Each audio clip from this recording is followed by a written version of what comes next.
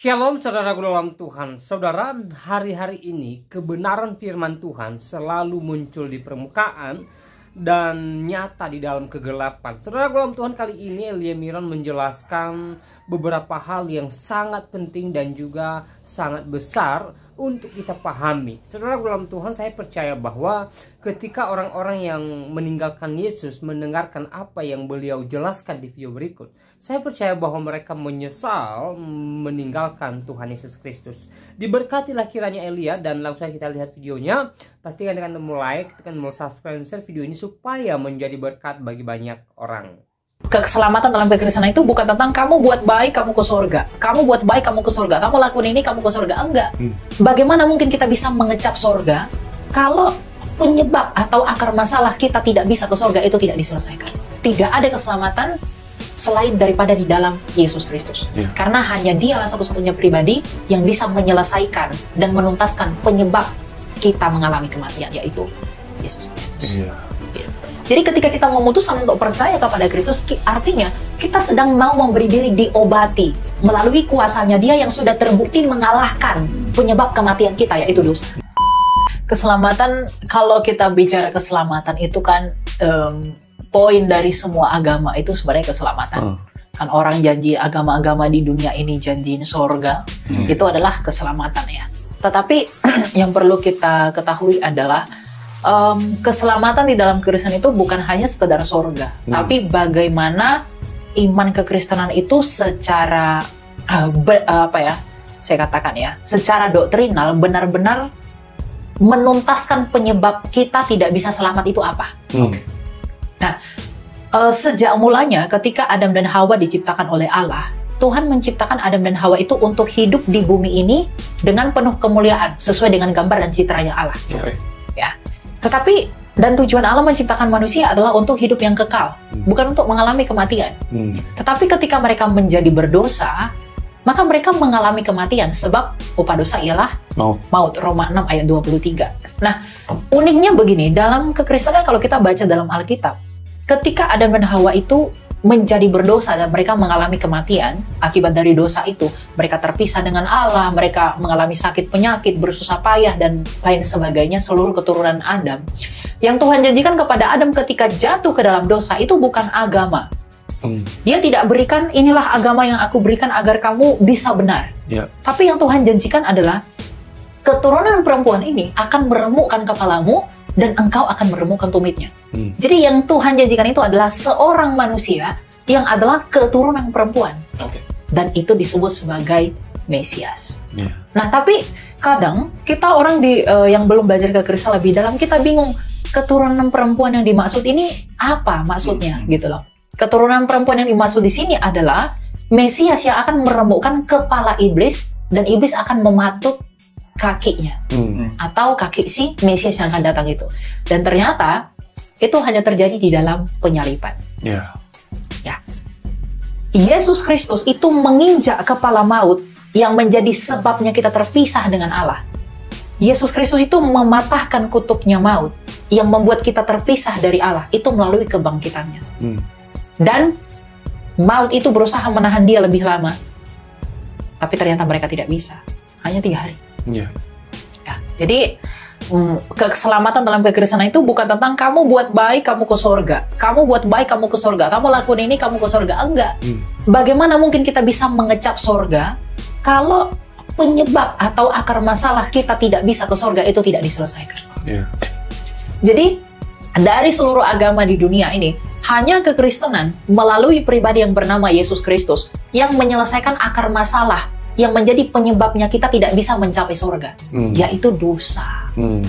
Gitu loh. Jadi keselamatan dalam makanya dikatakan dalam Kisah Rasul 4 ayat 12 bahwa tidak ada keselamatan selain daripada di dalam Yesus Kristus. Karena hanya Dialah satu-satunya pribadi yang bisa menyelesaikan dan menuntaskan penyebab kita mengalami kematian, yaitu Yesus Kristus. Gitu. Jadi inilah yang membedakan kekristenan dengan agama yang lain. Betul. Jadi kalau berarti gimana pemahaman Elia bahwa kalau ada orang yang sudah menerima anugerah Tuhan, sudah percaya kepada Yesus, tapi dia punya pemahaman bahwa ada keselamatan di luar Yesus. Oh, itu tentu salah ya. Tadi kita baca Kisah 4 ayat 12 itu, tidak ada keselamatan. Tahu nggak apa yang menjadi penyebab orang masuk neraka itu apa? Orang masuk neraka bukan karena nggak mau percaya Yesus loh. Bukan. Orang masuk neraka itu atau orang mengalami kebinasaan itu bukan karena nggak mau jadi Kristen. Nggak mau pemeluk agama Kristen. Atau tidak mau beribadah ke gereja. Orang masuk neraka itu bukan karena nggak mau percaya Yesus, tapi karena dosamu sendiri. Dosa kita lah yang membuat kita tercampak ke neraka. Nah, percaya Yesus itu adalah solusi atau obat. Makanya di dalam Yesaya 53, Yesaya berkata, oleh bilur-bilurnya kamu menjadi sembuh. Nah, jadi Tuhan Yesus itu penawar dari virusnya. Virusnya itu adalah kuasa kematian dari dosa itu. Ya, jadi ketika kita memutuskan untuk percaya kepada Kristus, artinya kita sedang mau memberi diri diobati melalui kuasanya Dia yang sudah terbukti mengalahkan penyebab kematian kita, yaitu dosa. Ya, jadi bukan masalah eksklusivitas orang kekristenan, tetapi kamu masuk neraka itu karena dosamu. Coba kita perhatikan orang di seluruh dunia, ada yang nggak berdosa? Semua berdosa. Semua berdosa. Dan perbuatan dosa, perbuatan baik itu tidak bisa menghapuskan dosa. Menutupi dosa bisa, tetapi menghapuskan dosa nggak bisa. Gitu ya. Jadi kalau dikatakan ada keselamatan di luar Yesus, saya pikir itu hanya mengada-ngada. Karena Ibrani 9 ayat 22 berkata, tanpa penumpahan darah tidak ada pengampunan dosa. Dan yang menumpahkan darah untuk itu semua hanyalah Yesus Kristus. Gitu. Jadi kita kembali lagi nih. Sebenarnya kalau menurut Elia sendiri, kita balik ke definisi daripada keselamatan itu, El. Karena biasanya kan begini, El, ya, salah definisi itu kan salah pemikiran. Salah pemikiran, salah tindakan. Salah tindakan bisa salah tujuan.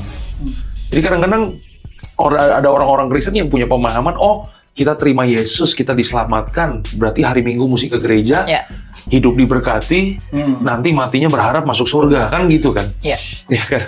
Nah, maksudnya kenapa ya? Maksudnya bisa sampai ada pengajaran yang membawa kita tuh ke surga terus gitu loh. Kalau kita pemahamannya ke surga terus, kan sebenarnya agama lain kan juga menawarkan surga. Cuman kan surganya ya beda-beda kan, ada yang inilah, ada yang ini, ada yang ini. Nah, gimana tuh? Kenapa ada pemahaman dalam kekristenan kita sendiri yang seperti itu? Percaya Yesus, mati masuk surga. Oke. Sebenarnya poinnya keselamatan itu, kita mengenai keselamatan itu apa dulu? Ya, kalau kita berbicara definisi, keselamatan dalam kekristenan, yang menurut Rasul Petrus, itu adalah bersatu dengan ilahi. Mengambil kodrat ilahi. Kalau bahasa teologi itu berteosis namanya. Bayangkan, bisa nggak kita bersatu dengan yang ilahi kalau kita ada dosa? Nggak bisa. Nggak bisa. Kita nggak bisa bersatu dengan yang ilahi kalau kita ada dosa. Mau surganya ditawarin sehebat apapun, sekeren apapun surganya, tapi kalau kita punya dosa, mungkin nggak kita yang berdosa, atau logik aja deh. Apakah realistis kita yang punya dosa ini hendak dengan sombong mengatakan aku bisa bersatu dengan Allah tanpa bantuan Allah sendiri? Dan Yesus Kristus itu adalah caranya Allah kita untuk menguduskan dan membenarkan kita menurut hukumnya itu. Ya, jadi kalau dikatakan apa yang definisi keselamatan dalam kekristenan, yang bersatu dengan Allah, yang rusak sejak penciptaan itu ya citranya Allah di dalam kita. Sejak manusia jatuh dalam dosa ya. Itu rusak. Iya, karena manusia berdosa, kehilangan kemuliaan Allah. Itu sebabnya manusia tidak bisa mengerjakan apa yang menjadi kehendak Tuhan kan? Betul. Itu dia. Itu sebabnya kenapa Yesus harus hadir, sehingga Yesus mengembalikan kemuliaan Tuhan itu, sehingga manusia bisa mengerjakan apa yang menjadi maunya Tuhan. Betul. Dan yang paling penting begini. Akar dari dosa itu adalah, Rasul Paulus berkata, akar dari penyebab dosa itu adalah ketidaktaatan. Oleh karena ketidaktaatan satu orang, semua orang menjadi berdosa. Tapi oleh karena ketaatan Kristus, semua orang dibenarkan. Nah, masalahnya, orang di seluruh dunia ini, dari generasi Adam sampai sekarang itu tidak ada yang taat. Semuanya itu pemberontak, dan tentu punya dosa. Nah, kalau dosa-dosa kita itu yang kita bawa kepada Allah, alasan apakah dari pihak Allah untuk membenarkan kita? Tetapi kalau kita percaya kepada Kristus, Galatia 4 ayat 4 berkata, ia takluk kepada hukum Taurat dan menjadi sempurna. Penulis surat Ibrani berkata, imam besar kita adalah imam besar yang turut merasakan kelemahan kita, hanya saja dia tidak berbuat dosa. Artinya apa? Kebenaran Yesus Kristus yang tidak berdosa ini, itulah yang membenarkan kita melalui iman kepada dia. Karena kita semua bercela. Nah, yang menunjukkan kebenaran Yesus ini apa? Orang Kristen tuh ngarang-ngarang. Apa yang membuat Yesus itu benar? Hukum Taurat. Hukum Taurat yang menunjukkan ini dosa, ini tidak dosa. Nah, Yesus dalam kacamata hukum Taurat itu tidak bercacat, tidak berdosa. Maka kesempurnaannya atas hukum Taurat itu, ya, itu menyempurnakan orang yang mau beriman kepadanya, yang tak satu pun bisa berhasil melakukan hukum Taurat. Karena makanya hukum Taurat itu adalah kutuk bagi semua manusia. Karena tak satu pun yang berhasil melakukannya. Tapi Kristus yang berhasil melakukannya, maka oleh iman kita kepada dia, kita akan dibenarkan oleh kebenaran dan kesempurnaannya dia. Itu caranya Allah menolong kita. Itu kapalnya Allah menolong kita. Kalau kita tidak mau percaya kepada Yesus, ya kita mengandalkan apa? Makanya saya selalu katakan, percaya atau tidak percayanya Kristus itu bukan masalah kamu pinter, kamu orang kaya, kamu orang peduh, tapi tentang kerendahan hati. Kerendahan hati yang memunculkan pengakuan dan kesadaran tentang keberdosaan kita. Dan kekotoran kita tentunya. Nabi Yesaya mengatakan perbuatan kami sekalian seperti kain kotor. Nah, kalau kita menyadari kekotoran kita itu, ya maka kita datang untuk dibenarkan dan dikuduskan melalui caranya Allah. Dan pembenaran Yesus Kristus itu bukan pembenaran yang asal tiba-tiba begitu aja.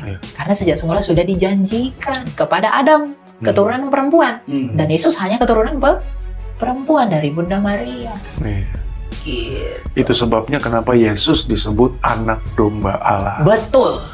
Dan waktu anak domba Allah dikorbankan, itulah di situ terjadi hukum pertukaran ya. Jadi penal substitution. Betul kan? Manusia yang tadinya berdosa menjadi suci, menjadi kudus, dibenarkan, dan Yesus Kristus yang tadinya tidak berdosa menanggung dosa kita.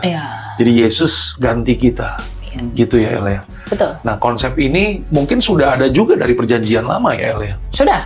Betul nggak sih? Sudah ada. Kalau kita melihat hukumnya bangsa Israel, imam itu satu kali satu tahun mereka akan mengadakan hari raya yang namanya pengampunan dosa ya, pendamaian ya, pendamaian. Nah, imam besar itu akan masuk ke Devir, ruang Maha Kudus, ya. Dan itu pun harus imam ya, yang diurapi loh. Kalau perjanjian lama itu imam Harun. Nah, dia harus menyembelih domba, lembu, dan lain sebagainya, dan darahnya itu akan dipercikan di atas untuk pendamaian. Tapi sebelum itu disembelih, imam itu harus berdoa dulu, meletakkan tangannya ke atas sembelihan itu. Dia mendoakan dirinya sendiri dan mendoakan dosa-dosa bangsanya, ditransfer kepada hewan ini. Nah, ketika dia disembelih, darahnya terkucur, percikan ke atas untuk pendamaian. Dengan demikianlah mereka dosanya terampuni. Tapi itu hanya tipologi untuk gambaran untuk apa yang akan datang. Itulah Yesus Kristus. Gitu. Makanya setelah Yesus Kristus mati di atas kayu salib, ya itu sebabnya keselamatan hanya ada di dalam Yesus. Di dalam Dia. Dan hanya orang yang percaya kepada Yesus lah yang diselamatkan. Nah, pertanyaan selanjutnya nih, El. Yesus mati buat semua orang. Ya. Setuju ya? Bagi dunia, Yohanes 3:16. Betul. Ya kan, karena begitu besar kasih Allah akan dunia ini, sehingga Dia menganugerahkan anak yang tunggal, supaya setiap orang yang percaya kepadanya tidak binasa, melainkan beroleh hidup yang kekal. Kalau kalau Yesus mati buat semua orang, logikanya kan begini, El. Harusnya semua orang selamat juga dong. Ya kan, logikanya begitu. Ya, tapi ternyata tidak semua orang selamat. Nah, ini gimana nih, El? Kakak ngadain konser ya, ngadain konser. Tiket jual buat semua orang. Siapa yang bisa? Lalu yang bisa masuk itu hanya siapa? Yang punya tiket. Yang punya tiket. Yang punya tiket harus mau membeli tiket, membayar harga. Tuhan Yesus itu melimpah, Bapa kita itu, Allah kita itu, Dia memberikan keselamatan bagi dunia ini. Dengan memberikan Kristus sebagai jalan. Makanya Tuhan Yesus berkata, akulah jalan dan kebenaran dan hidup. Itu Tuhan Yesus berkata, akulah jalan. Tanpa aku kamu tidak bisa menemui Bapamu. Nah, jadi ketika Tuhan memberikan keselamatan bagi seluruh dunia melalui Yesus yang adalah satu-satunya jalan, kita berhak dengan free will kita menerima atau menolak. Ya, kalau kamu menolak ya kamu nggak bisa sampai kepada Bapa. sampai kepada Bapa. Iya. Keselamatan memang bagi dunia sebab Allah mengkehendaki semua orang diselamatkan. Iya. Tapi Tuhan Allah kita itu dia menghargai apa yang dia beri. Apa itu? Free will. Tuhan nggak mau memaksa kamu datang kepada dia dengan paksaan. Dia mau kerelaan hatimu dan kesadaranmu datang kepada Tuhan. Nah, makanya Tuhan Yesus berkata dalam Yohanes 8 ayat 24 bahwa sebab jikalau kamu tidak percaya bahwa akulah dia, kamu akan mati dalam dosa. Jadi Tuhan Yesus itu sedang menunjukkan konsekuensi ketidakpercayaan. Berarti ada hak di dalam kamu untuk menentukan percaya atau tidak. Nah, Tuhan menghargai itu. Gitu loh. Gitu ya. Jadi gitu ya. Nah, kalau konsepnya seperti itu, ini ada, aku tuh kayak kadang-kadang masih ada orang-orang juga yang percaya bahwa kan ada juga tuh ayat di Alkitab yang ngomongin tentang bahwa kita telah dipilih sejak semula. Nah, itu berarti kan kayaknya kok ada kesan bahwa Allah tuh memilih siapa yang selamat. Nah, itu gimana tuh? Iya, ini dramanya kan di situ kan sekarang. Kalau udah kita percaya satu ayat itu, kadang-kadang impact-nya juga banyak tuh. Betul. Iya kan? Berarti kita nggak usah penginjilan dong, kan Tuhan yang milih kan gitu. Berarti nggak konsisten sama Matius 28 kan jadinya kalau udah kayak ngomong sama itu. Ayat ya. Gimana tuh? Coba kita buka Galatia 3 ayat 29. Ini tentang orang pilihan ya. Apa dikatakan di sana? Sabi. Galatia ya. Galatia 3 ayat 29. Boleh dibaca? Ya, biar lebih. Galatia 3 ayat 29. Ayat 29. Iya. Oke. Galatia 3 ayat 29. Dan jikalau kamu adalah milik Kristus, maka kamu juga adalah keturunan Abraham dan berhak menerima janji Allah. Oke. Dan jikalau kamu adalah milik Kristus, maka kamu juga adalah keturunan Abraham dan berhak menerima janji Allah. Janji Allah kepada Abraham adalah bangsa pilihan. Melalui anaknya Ishak dan kemudian Yakub yang disebut Israel yang adalah bangsa pilihan. Kalau kita adalah milik Kristus, maka kita adalah miliknya keturunan Abraham dan kita berhak menerima janji Allah sebagai bangsa pilihan. Jadi orang pilihan di sini adalah ketika setiap orang yang memutuskan untuk percaya kepada Yesus. Loh, tapi dikatakan kita telah dipilih sejak semula. Tuhan tahu siapa yang akan percaya. Tetapi pengetahuannya itu tidak menjadi dasar penentuannya. Misalnya begini. Tuhan tahu Yudas akan mengkhianati dia. Tapi bukan Tuhan yang paksa Yudas untuk mengkhianati dia. Tuhan tahu pada akhirnya siapa yang akan selamat, siapa yang tidak selamat. Tetapi bukan pengetahuannya itu yang menjadi dasar penentuannya dia. Jadi orang pilihan kita dipilih sejak semula itu merujuk kepada Tuhan yang tahu sejak semula siapa saja yang akan menjadi milik Kristus. Itulah kita. Jadi bukan Tuhan comot-comot cipta ke surga, buat ke neraka, bukan. Gitu loh. Karena Rasul Paulus sedang berbicara kepada saudara-saudara yang orang Kristen juga, orang pilihan. Ya, orang pilihan itu adalah orang-orang yang mau masuk kepada Kristus, yang berhak menerima janji dari Abraham, pewaris janji, dan janji itu adalah bangsa pilihan, ya kita. Gitu loh. Jadi kamu dipilih sejak semula, ditentukan sejak semula. Kadang orang gunakan, wah Tuhan sudah pilih kamu, Tuhan tidak pilih kamu. Lalu free will mau dikemanain? Gitu loh. Jadi naksir Alkitab tuh nggak boleh saling berbenturan. Dan kadang-kadang kalau kita punya pemahaman begini ya, kita udah dipilih dari sejak semula, ya kan, gue udah Kristen nih, gue udah percaya Yesus. Akibatnya akhirnya gue percaya lah, gue masuk surga. Akhirnya dia hidup sembarangan. Nah, itu dia. Kan banyak yang kayak begitu tuh, ya kan? Nah, gimana nih maksudnya kita memberikan pemahaman yang benar kepada mereka bahwa ketika kita sudah ada di dalam Tuhan, kita pun juga perlu ada bagian kita kan, maksudnya menjaga hidup kita. Gimana tuh, El? Ya, di Alkitab dikatakan iman tak, ya Rasul Yakobus ya, mengatakan iman tanpa perbuatan adalah mati. Tapi begini, keselamatan itu bukan karena iman plus perbuatan baik. Keselamatan itu hanya oleh karena iman, bukan plus perbuatan baik. Oh, berarti nggak perlu berbuat baik dong, Elia. Orang keren sedang premium gitu kan? Bukan begitu. Kenapa? Kalau keselamatan iman plus perbuatan baik, artinya seolah-olah ada perbuatan baik di luar iman. Dan itu nggak ada. Jadi iman plus perbuatan baik untuk selamat itu salah. Tapi hanya oleh karena iman, tetapi iman yang bagaimana? Iman yang dibuktikan. dengan perbuatan baik. Iman yang berbuah. Tuhan Yesus berkata, akulah pokok anggur yang benar dan Bapakulah pengusahanya dan kamulah anggur ranting-rantingnya. Barang siapa yang tidak berbuah akan ditebang, buang ke dalam api. Ya. Tapi kalau kamu di dalam aku dan kamu di dalam firmanku, maka buahmu itu akan memuliakan Bapakku. Ya. Jadi kalau bagaimana kita memberikan kemuliaan bagi Bapa kita dengan buah-buah hidup kita sebagai orang Kristen. Ya. Kamu percaya air ini menghilangkan hausmu. Tapi kalau kamu nggak minum, kamu tetap haus. Betul. Ya. Ada orang ngomong, saya sudah sembuh, tapi nggak bisa jalan kaki. Artinya dia belum sembuh. Saya sudah beriman, tapi tidak ada perbuatan baik di dalam dia. Artinya dia belum beriman. Karena kalau seandainya kamu beriman, niscaya buah imanmu itu akan ada. Yaitu perbuatan baik, buah-buah roh, ya, kasih setia, penguasaan diri, mulut yang sopan. Ya, itu buah-buahnya. Makanya Tuhan Yesus berkata dalam Matius 7 ayat 16, dari buahnya lah kamu kenal mereka. Kita dikenali dari buahnya, bukan dari tampilan fisik dan lain, bukan. Apa yang kita lakukan, apa yang kita perbuat, dan apa yang kita pikirkan. Berarti begini, El, apakah berarti perbuatan baik yang dilakukan oleh orang-orang di luar Yesus, di luar daripada orang-orang yang percaya kepada Yesus, berarti perbuatan baik mereka sia-sia? Betul. Kita baca ya dalam Yohanes 15 ayat 1, mulai dari ayat 8 aja deh. Ayat 7. Coba aja mulai dari ayat 7 deh. Yohanes 15 ayat 7 dan 8. Coba. Oke, Yohanes 15 ayat 7 dan 8. Jikalau kamu tinggal di dalam aku dan firmanmu tinggal di dalam kamu, mintalah apa saja yang kamu kehendaki dan kamu akan menerimanya. Ayat yang ke-8, dalam hal ini Bapakku dipermuliakan, yaitu jika kamu berbuah banyak dan dengan demikian kamu adalah murid-muridku. Oke, coba ayat 5. Oke, ayatnya yang ke-5, akulah pokok anggur dan kamulah ranting-rantingnya. Barang siapa tinggal di dalam aku dan aku di dalam dia, ia berbuah banyak.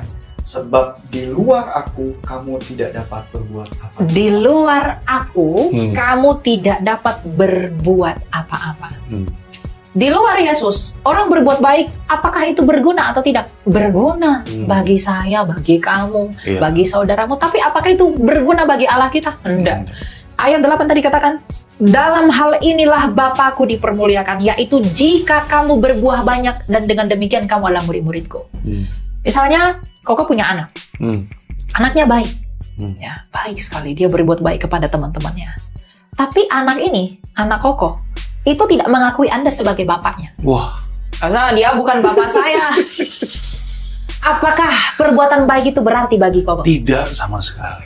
Jadi tidak mengakui hubungan dengan Allah Bapa di surga, tapi berbuat baik itu berguna bagi orang yang dia perbuat, tapi itu tidak berarti apa-apa bagi Allah. Karena dia tidak mengakui relasi. Ya, misalnya saya punya anak nanti, lalu anak saya baik sama orang, tapi dia durhaka sama saya. Dia tidak mau mengakui saya sebagai bapaknya. Ya, perbuatan baik dia nggak berarti apa-apa bagi saya. Wong kamu nggak mengakui saya sebagai bapakmu. Nah, kalau kamu tidak mengakui Allah Bapamu yang kamu kenal di dalam Yesus, perbuatan baikmu yang nggak berguna bagi dia. Makanya dikatakan ayat 8 tadi, dalam hal inilah Bapakku dipermuliakan kalau kamu berbuah banyak. Bisa nggak Bapamu dipermuliakan kalau kamu tidak mengakui Bapamu? Misalnya deh, orang di luar Kristen yang tidak mengikuti Kristus. Bapa itu kan dikenal hanya di dalam Yesus. Nah, misalnya ada penganut agama C. Dia berbuat baik. Yang dipermuliakan Bapa atau Tuhannya? Misalnya dia berimannya bukan kepada Allah yang benar, dia beriman kepada apalah gitu. Ketika dia berbuat baik, apakah Bapa yang benar ini akan dipermuliakan? Tidak jelas. Yang dipermuliakan ya sesembahannya dia. Nah, apakah itu berguna bagi Bapa? Kan tidak. Gitu. Nah, sekarang kebalikannya nih, El.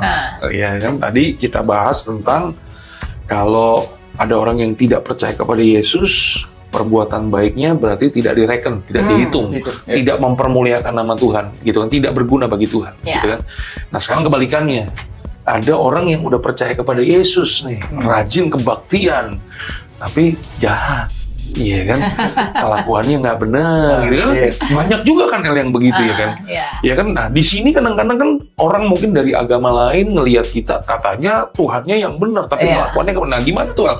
Maksudnya kalau ada orang yang percaya kepada Yesus, tapi kelakuannya, tindakannya Nggak benar. nggak benar. Nah, kebalikannya nih sekarang gimana tuh El? Iya. Bagaimanapun dia sudah di dalam kebenaran, tetapi dia belum masuk ke dalam kebenaran itu. Ingat, dia di dalam tapi belum memasuki. Iya. Ada orang Kristen, dia Kristen. Saya udah percaya sama Yesus dengan kesadaran sepenuh dia tahu Yesus Tuhan, pengampunan di dalam Yesus. Tapi buah-buah hidupnya nggak benar. Iya. Suka judi misalnya, ya, berzina, perbuatan cabul dan lain-lain segala macam. Ya. Apakah orang ini diselamatkan? Kalau dia sampai mati dalam keadaan tidak meminta pengampunan dosa, dia tidak akan selamat. 1 Yohanes 1 ayat 9 coba dibaca. 1 Yohanes 1.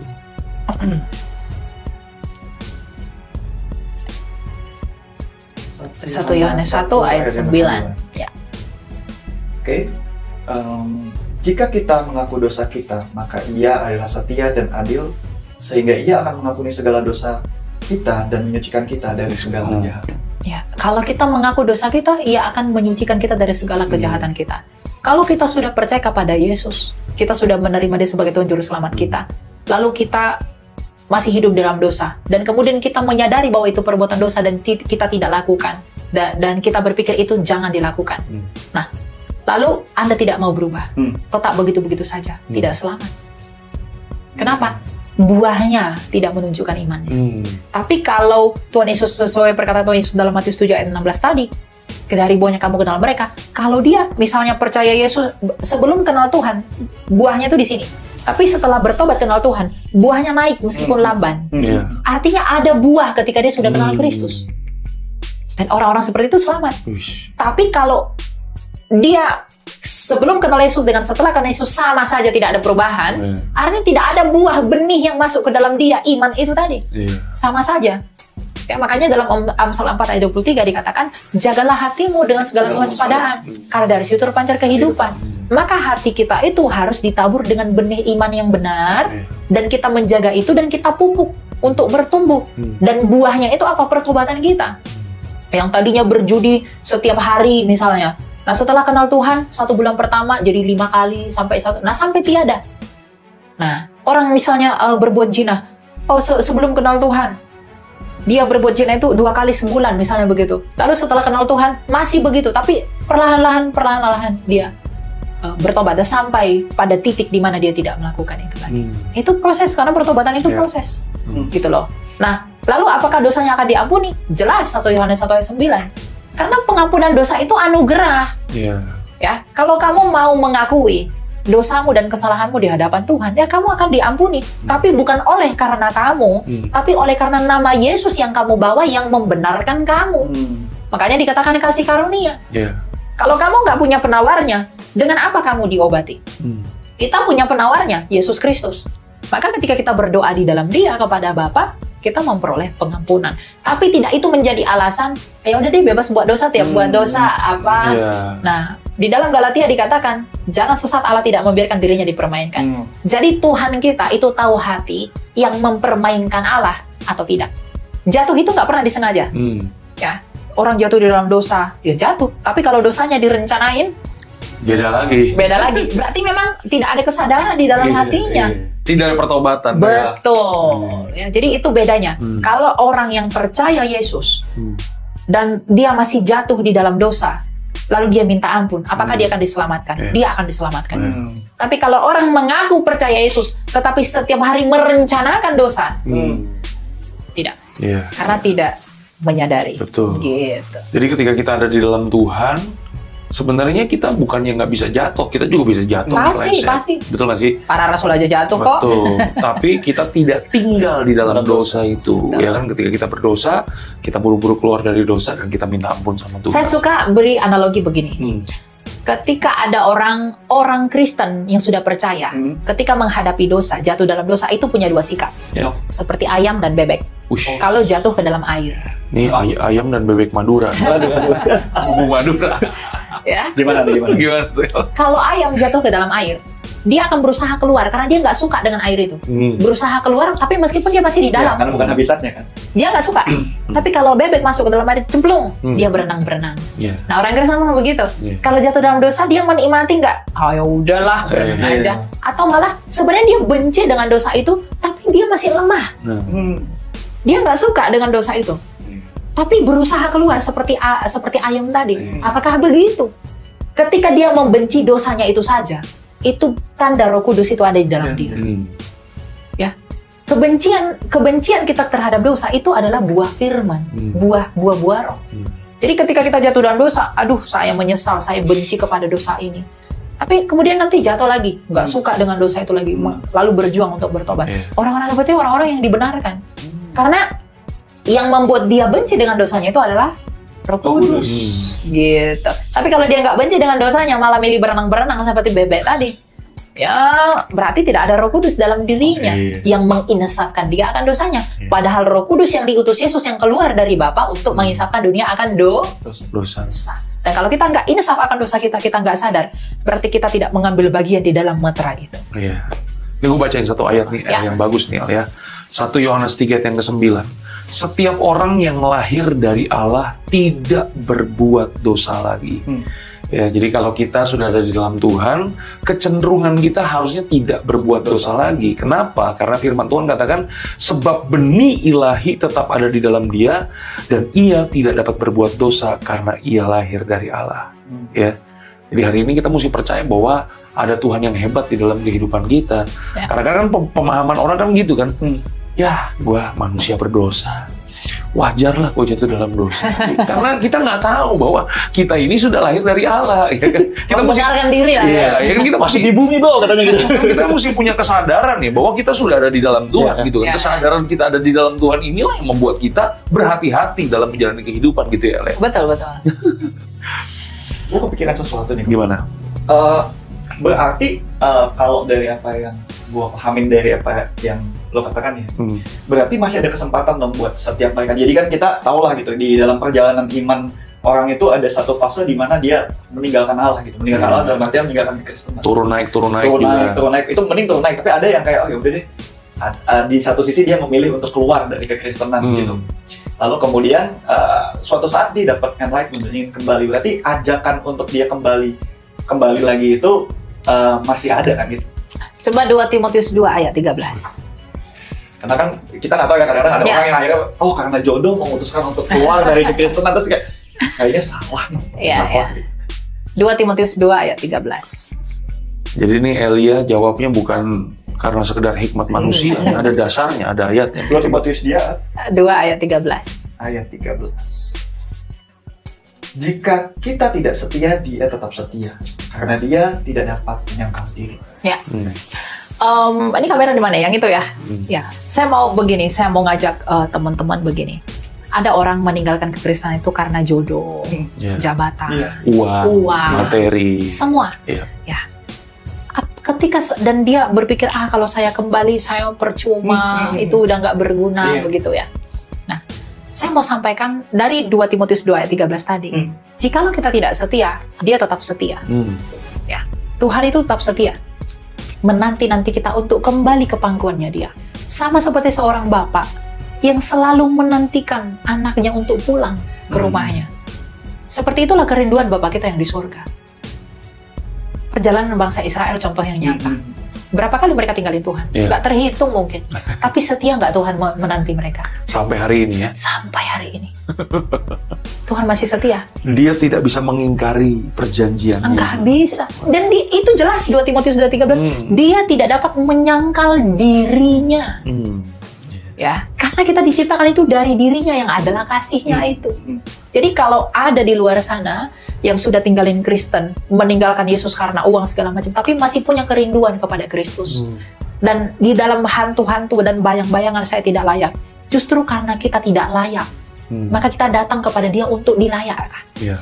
Kalau kita merasa layak, kita nggak butuh Kristus. Tapi karena kita itu tidak layak, dan di dalam ketidaklayakan, di dalam keberdosaan kita yang sungguh teramat berdosa ini, kita datang kepada Kristus merendahkan dan mengakui, kita minta pengampunan. Jadi kalau di luar sana ada orang yang tinggalin Tuhan oleh karena banyak hal tetapi pengen kembali kepada Tuhan, kembali segera. Kita nggak tahu kapan waktu itu akan berakhir. Kapan tubuh kita ini berpisah dengan roh kita nggak tahu. Selama kita masih bisa bernapas, Tuhan artinya masih memberi kita kesempatan dan memanggil kita kepada warta itu, kepada Injil itu. Karena walaupun kita tidak setia, Dia tetap setia menanti kita. Jangan takut kita kehilangan apapun. Untuk apa engkau memperoleh seluruh dunia ini, tapi kalau kamu tidak punya hidup. Kalau orang tinggalin Kristus demi kekayaan, demi jabatan, saya punya banyak case yang begitu. Tinggalin Tuhan itu karena hal-hal tertentu. Ya. Tetapi kalau sudah menyadari bahwa itu adalah hal yang salah, segera pulang kepada Kristus. Dia menantikan kita, sama seperti orang tua yang menanti kita. Dengan penuh kerinduan. Itu sebabnya kenapa ada perumpamaan anak yang hilang. Ya. Gitu ya. Pengampunan. Dan Tuhan senantiasa menerima kembali. Ya, jadi mungkin ada teman-teman yang hari ini nonton podcast kita nih, yang mungkin sudah jauh dari Tuhan atau sudah meninggalkan Tuhan, ya tinggal kembali aja. Kembali, harus kembali. Ya. Karena Dia tetap Jangan setia menanti betul. kita. Wis, dahsyat. Karena ada orang yang pindah ke Kristenan, keluar dari Kristen itu karena tidak punya pengertian dulu. Ya, jadi, tapi setelah mendengar ini mereka punya pengertian, mereka belajar, kembali kepada Kristus, jangan murtad. Karena kalau murtad lagi, binasa. Nah, sekarang gini nih El, ya kan tadi Elia berkata bahwa keselamatan karena iman, Betul. bukan karena perbuatan baik. Ya. Oke. Bagaimana dengan bayi? Ya, jadi ada bayi yang mungkin baru lahir, 2 bulan, 3 bulan, tiba-tiba mungkin sakit, ya kan? Meninggal dunia. Nah, keselamatannya ini gimana nih? Kan dia belum percaya, dia belum beriman. Bagaimana tuh, El? Oke, kita buka di Mazmur ya. Mazmur. Tentang bayi, Mazmur 51 ayat 7. Ya, supaya maksudnya ini juga memberikan pemahaman atau pengertian kepada kita, atau mungkin ada orang-orang tua Kristen yang mungkin anaknya yang masih kecil meninggal dunia, ya memberikan pengharapan kepada kita ya. Coba gimana ya? Dikatakan Mazmur 51 ayat 7, sesungguhnya dalam kesalahan aku diperanakkan, dalam dosa aku dikandung ibuku. Ini menunjukkan bahwa memang bayi itu sejak lahir pun dia sudah punya natur dosa itu. Ya. Punya sifat pemberontak di dalam dan itu dia. Asalnya dari Adam. Dari Adam ya. Dosa bawaan yang biasa kita sebut. Jadi dosa waris itu bukan dosa karena warisan. Adam itu bersalah kita ikutan dipentung. Bukan. Adam tuh makan buah itu, semua keturunan dipentungin sama tuh. Bukan. Tapi karena Adam bisa memberontak, punya kemampuan memberontak, maka kita pun punya potensi untuk memberontak. Itulah dosa waris itu. Yetzer hara namanya. Kalau dalam istilah orang Yahudi. Ya, Yetzer hara. Nah, ketika di bayi mati, kemana dia pergi? Ada banyak penafsiran tentang hal ini. Tetapi penafsiran saya terima adalah bahwa dia ke Firdaus. Dia selamat. Kenapa? Dasarnya kalau kita baca di dalam Roma 2 ayat 11 sampai 16, itu panjang ya. Dikatakan begini, orang yang sama sekali belum pernah dengar Yesus, mereka akan dihakimi menurut hati nurani mereka. Ya. Jadi hati nurani mereka yang akan menuntut mereka bersalah atau tidak. Nah, bayi sejak kecil itu sudah punya benih itu di dalam dia. Tapi dia belum punya kemampuan meresponi. Jadi meskipun dia terlahir dengan natur dosanya, tapi dia belum bisa meresponi natur itu. Belum ada dosa perbuatannya. Betul. Gitu ya. Jadi ketika dia mati, ya dia tidak dituntut oleh apapun. Mau dituntut hati nurani pun tidak, dituntut apapun tidak. Nah, oleh rahmat Allah dan kerahiman ilahi, orang-orang anak-anak kecil itu pasti akan ke Firdaus. Dibahas dan dibicarakan oleh Elia Miran di video tadi, mereka membicarakan tentang konsep keselamatan dalam kekristenan. Memang di luar sana ada orang yang mengatakan bahwa keselamatan itu melalui amal perbuatan, ya, apa yang kita lakukan sehari-hari, ya, itu kan konsep mereka. Kita tidak bisa menyalahkan hal itu. Itu tergantung iman dan kepercayaan setiap umat beragama. Namun, saudaraku dalam Tuhan, berbicara konsep keselamatan di dalam kekristenan, berbeda halnya dengan konsep keselamatan dengan agama lain. Kalau dalam kekristenan, ya, orang diselamatkan ketika orang percaya Yesus sebagai Tuhan dan Juru Selamat. Itu hal yang utama. Memang penting yang namanya perbuatan baik, ya, penting yang namanya ketaatan akan firman Tuhan. Tetapi hal yang terutama adalah percaya bahwa Yesus Kristus adalah Tuhan dan Juru Selamat, percaya tentang kedatangan Yesus di dunia ini yang dirayakan di setiap momen Natal, percaya akan kematian, kebangkitan Yesus dan kenaikannya ke dalam kerajaan sorga sebagai wujud cinta kasihnya bagi umat percaya. Karena setiap manusia, khususnya orang percaya, tidak bisa menyelamatkan diri sendiri. Bahkan dalam melakukan berbagai perbuatan baik, kita tidak bisa menyelamatkan diri kita. Hanya dengan Allah datang ke dunia ini, Dia datang ke dunia ini yang mengambil rupa manusia, menyelamatkan umat percaya, ya, dan itu dikerjakan oleh Yesus Kristus. Jadi itu hal yang utama, percaya Yesus sebagai Tuhan dan sebagai buah dari keselamatan. Maka orang Kristen wajib taat dan firman Tuhan. Sebagai buah dari keselamatan, orang Kristen wajib hidup menurut firman Tuhan. Sebagai buah dari keselamatan, orang Kristen wajib hidup di dalam roh. Ya. Nah, saudara dalam Tuhan, panjang lebar Elia Miro menyampaikan tentang konsep keselamatan di dalam kekristenan dan sangat luar biasa. Saya percaya bahwa kita terberkati, ya, kita sukacita dan pengetahuan kita tentang Alkitab, ya, bertambah pastinya. Nah, dalam Tuhan, seperti yang saya bilang di awal bahwa kita bersyukur hari-hari ini kebenaran Alkitab semakin terungkap di permukaan. Kebenaran firman Tuhan semakin menerangi kegelapan dunia ini. Sehingga saudara dalam Tuhan, ya, semua orang bisa melihat, mendengarkan kebenaran firman Tuhan, ya. Ini sangat luar biasa. Tuhan memakai berbagai cara yang sangat ajaib untuk menyatakan firman-Nya kepada dunia ini. Melalui hamba-hambanya, misalnya termasuk hambanya Elia Miro di video tadi, ya, diberkatilah hambanya kiranya, dan kita doakan supaya melalui hambanya juga banyak jiwa-jiwa yang dituai untuk kemuliaan nama Tuhan. Itu harapan kita. Dan saudaraku dalam Tuhan, sekali lagi kita bersyukur sebagai anak Tuhan, sebagai orang Kristen, Tuhan datang ke dunia ini. Ya, sekali lagi di dalam kekristenan, ya, konsep keselamatan tidak berdasarkan apa yang kita lakukan sehari-hari, bukan dengan apa yang kita katakan baik, bukan dengan apa yang kita lakukan baik, tetapi yang utama adalah Yesus Kristus telah datang ke dunia ini. Karena kenapa? Ya, bukan kita yang mencari Tuhan. Yesus mengatakan, bukan kamu yang memilih aku, tetapi akulah yang memilih kamu. Yesus datang ke dunia ini mencari domba-domba yang hilang, mencari domba-domba yang sesat, dan membawa mereka pulang ke rumah Bapa. Nah, saudara dalam Tuhan, apa yang menjadi harapan kita di dalam Yesus Kristus? Tentunya ini tidak lain daripada kerajaan sorga. Tentunya orang yang percaya kepada Yesus, Tuhan Yesus sendiri memberikan jaminan keselamatan kepada mereka, bahwa mereka pasti masuk sorga kelak. Yesus mengatakan bahwa dia pergi kepada Bapa untuk menyediakan sorga bagi orang percaya kepadanya. Yesus penyedia sorga. Kalau kemudian Yesus berani menyebut dirinya sebagai penyedia daripada sorga, maka Yesus adalah Allah itu sendiri yang mempunyai kerajaan sorga. Ini yang perlu kita pahami. Berikutnya Yesus mengatakan bahwa Dia dan Bapa adalah satu, menunjukkan kederajat yang sama antara Dia dengan Allah Bapa. Yesus dalam hal ini mengatakan bahwa Dia adalah Allah itu sendiri. Dan Yesus juga memberikan penegasan bahwa hanya Dia satu-satunya jalan ke sorga. Yesus mengatakan Dia adalah jalan, kebenaran, dan hidup. Tidak ada seorang pun yang datang kepada Bapa kalau tidak melalui Yesus Kristus.